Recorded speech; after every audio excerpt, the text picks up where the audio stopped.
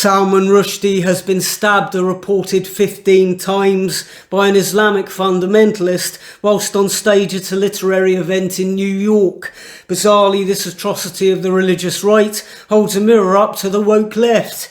It invites them to reconsider the repercussions of their own anti-free speech dogma, because the fundamentalist religious right and the radical woke left are two sides of the same coin, aren't they? They both draw from the same well of morally bankrupt extremism, using their sense of their own righteousness to validate the most despicable of actions. For these people, their ideological ends justify their horrific means. The fundamentalist religious right attack Rushdie at a literary festival. The radical woke left attacks Chappelle at a comedy festival.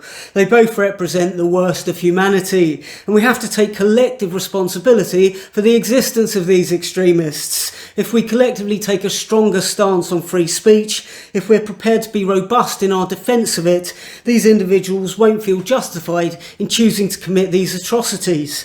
When an artist is physically attacked on stage, that's a consequence of our collective cowardice in failing to champion free speech.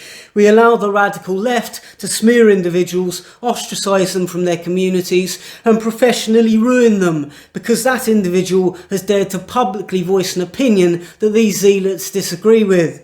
The injury that this causes to an individual is really no better than if they'd been beaten or stabbed, but we celebrate this so-called cancel culture across social media and in the mainstream press.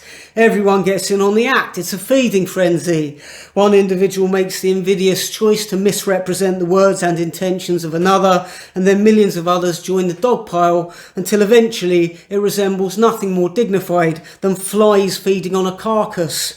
The woke left always want to fling around the sinister expression, words have consequences. Well, yes, they do. Words inspire thought, emotion, debate, compromise, resolution. Through words we explore good ideas and bad ideas, we find middle ground, we understand each other better, we progress as a species. It's what separates us from the rest of nature. It's the essence of discovery, invention and progress. It gives us stories and laughter, the things that make us want to carry on living.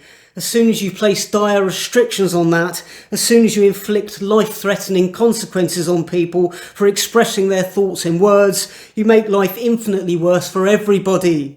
Thanks for watching. Please do support my comedy on Patreon by following the link below this video.